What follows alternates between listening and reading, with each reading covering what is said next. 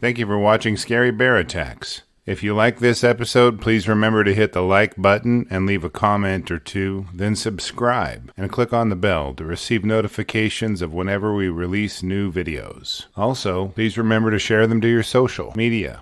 Thank you for watching Scary Bear Attacks, and before we start our episode, I just wanted to give a shout out to our patrons who contribute to the success of our channel with a monthly gift. Thank you, April Donovan, Cheyenne, Greg Schaefer, Gabrielle, and our very first Patreon supporter, Drone Adventures. Now let's get started with this week's episode. Welcome back to Scary Bear Attacks. Today's episode takes us to the remote and sparsely populated Canadian Province of Saskatchewan. The beautiful location of McKie Lake is nestled among the innumerable lakes in the northwest part of the province. The area is practically one huge lake, interrupted by small stands of pine and fir trees. There are also birch and aspen trees as well. The terrain is rolling forests and beautiful lakes and ponds. There are moose, wolves, deer, and black bears in very high numbers. The fishing is amazing, and the recreational opportunities are endless, with canoeing being one of the favorites. Stephanie Blais was 44 years old and visiting the family cabin for a week with her husband and 2 children. Her father, Hubert, had stayed at the cabin the prior week, and she needed to call him to tell him Curtis, her husband, had repaired the water pump. The Blais family was well practiced at remote living and wilderness safety. Their only means of communication at such a remote location was by satellite phone, which required a clear view of the sky for the best connection. Stephanie and Ely, her 9-year-old son, went outside to talk with Grandpa. Once they walked the short distance to a nearby opening in the trees, Stephanie realized she'd forgotten the antenna needed for best reception and instructed her son to run back to the cabin and get it real quick. He scampered back toward the cabin, and Hubert listened once again to his daughter explain the water pump dilemma.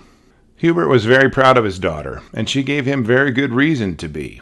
She had completed her bachelor's degree in human justice and her master's degree in elementary education. Her passport had the stamp of 37 nations, and she taught school in Kuwait and Taiwan, as well as served on the UN Human Rights Commission in Geneva, Switzerland. There was no arguing about her intellect, but her personality was even more impressive. She was described as a loving person and a sweetheart by most who knew her. She was particularly important to her father, as he lost her sister at 19 years of age in a car accident in the early 90s. And his wife to breast cancer in 2008. They were brought closer by the tragedy in their lives. Hubert resumed listening to Stephanie after hearing her order Ely to fetch the antenna. Suddenly a strange gurgling noise broke through on the line. He called his daughter's name in an attempt to understand what was happening, but there was no response. The sounds coming from her end of the connection were grunting and growling noises, not words. This went on for a few minutes before Hubert hung up, thinking it may have been a connection problem. Hubert called his daughter back, but was not able to reconnect. A few minutes earlier, Ely had run to the cabin and grabbed the antenna and was on his way back to his mother's side, but as he approached, he could see a horrible sight. The 9-year-old boy saw the bear attacking his mother and turned and ran to get his father. The boy stammered out the situation to his father, and Curtis grabbed a pepper spray and a gun. He sprinted to his wife and yelled and sprayed the bear with pepper spray in an attempt to run it off and stop the attack. The bear spray seemed only to enrage the bear, as it simply intensified its attack and stubbornly refused to leave his prey.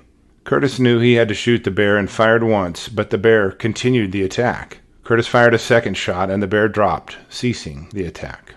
Curtis immediately rendered first aid to Stephanie and noticed she was not breathing and had no pulse.